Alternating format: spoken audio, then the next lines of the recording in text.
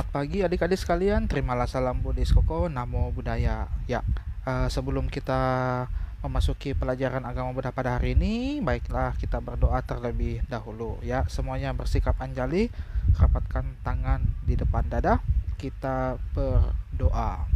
Arahang sama sambudo bagawa budang bagawantang abiwademi Swakato Bhagavata Dhammo Dhammang Namasami Supatipano Bhagavato Sawaka Sanggo Sanggang Namami.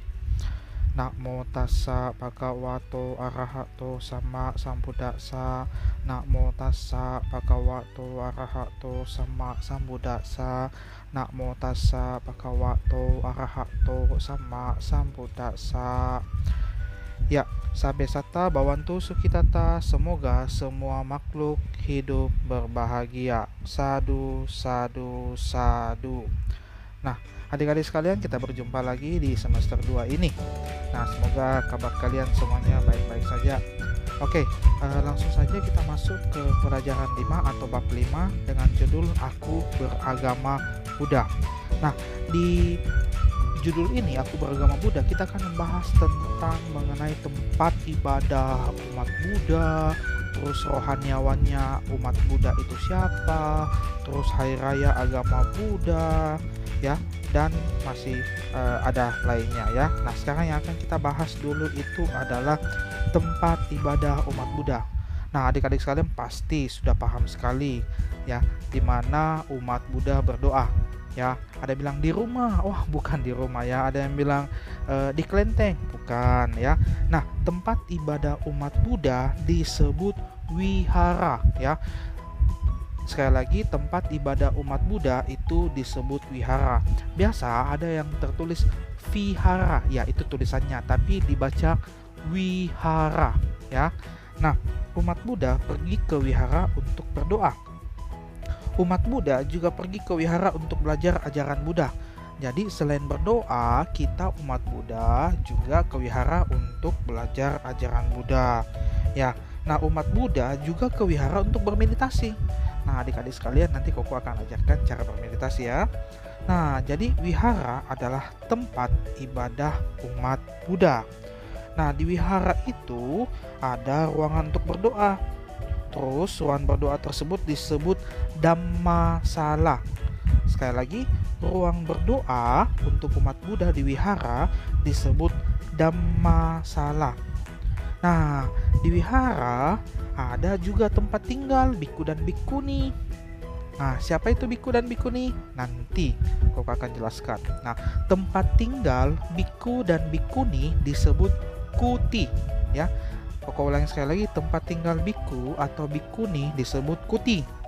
Nah, biasanya di wihara juga itu ada perpustakaan. Wah, perpustakaan tempat baca buku. Ya, betul. Tempat baca buku Dhamma. Kita bisa membaca banyak buku-buku Dhamma di perpustakaan tersebut. Nah, umat Buddha juga pergi ke Cetia. Cetia juga itu adalah tempat ibadah umat Buddha. Tapi di Cetia tidak ada kuti. Ya, biasanya Cetia itu lebih kecil daripada wihara. Ya, jadi di Cetia hanya ada Dhammasala, tidak ada kutinya. Nah, tempat ibadah umat Buddha yang lebih besar dari wihara itu disebut arama. Ya, Koko ulangi sekali lagi, tempat ibadah umat Buddha yang lebih besar daripada wihara disebut arama. Nah, biasanya di arama itu ada taman yang luas sekali. Nah, di arama juga terdapat kuti gitu. Jadi kalau misalnya pergi ke suatu wihara, terus ada taman yang luasnya, terus wiharanya besar, ada kutinya, wah biasanya disebut arama. Nah, kita biasanya pergi ke wihara, Cetia atau arama setiap hari Minggu ya. Kalau ada yang bertanya, kalau hari lain bisa tidak? Ya bisa, tapi biasanya kita pergi berdoa, bermeditasi, pergi berdana ke wihara itu setiap hari Minggu. Nah, di sana kita bisa berdoa, menghormat Sang Buddha, mendengarkan ajaran Buddha, meditasi, bermain di Dhamma Class, dan juga menyanyikan lagu-lagu Buddhis. Ya, itulah tadi sekilas tentang wihara. Sekarang kita melangkah ke rohaniawan Buddhis. Nah, rohaniawan Buddhis ya itu seperti apa? Nah, kan tadi Koko sudah ada katakan tadi biku dan bikuni. Nah, biku dan bikuni itulah yang disebut sebagai rohaniawan Buddhis.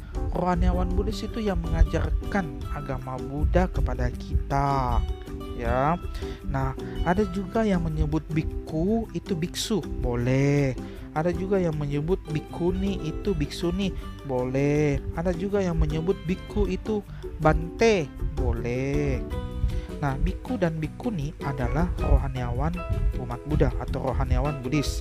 Kalau biku itu rohaniawan laki-laki, ya. Nah, kalau bikuni atau biksuni itu rohaniawan perempuan. Nah, biku dan bikuni adalah orang-orang yang hidup untuk agama Buddha. Ya, mereka tidak menikah, mereka hanya tinggal di wihara, mereka belajar dhamma, rajin bermeditasi, terus mereka juga mengajarkan dhamma kepada kita. Mereka hidupnya sederhana sekali, tidak pegang uang dan sebagainya. Ya, mereka mencukur rambutnya, pakai pakaian sederhana. Bukan kayak kita, wah pakaiannya bagus sekali apa semua, tidak. Mereka hanya pakai jubah. Jadi pakaiannya mereka itu disebut jubah, ya. Nah, jubahnya biku atau bikuni ada yang berwarna coklat, kuning, merah atau abu-abu, ya. Nah, kadang ada yang memanggil biku itu sebagai bante, ya.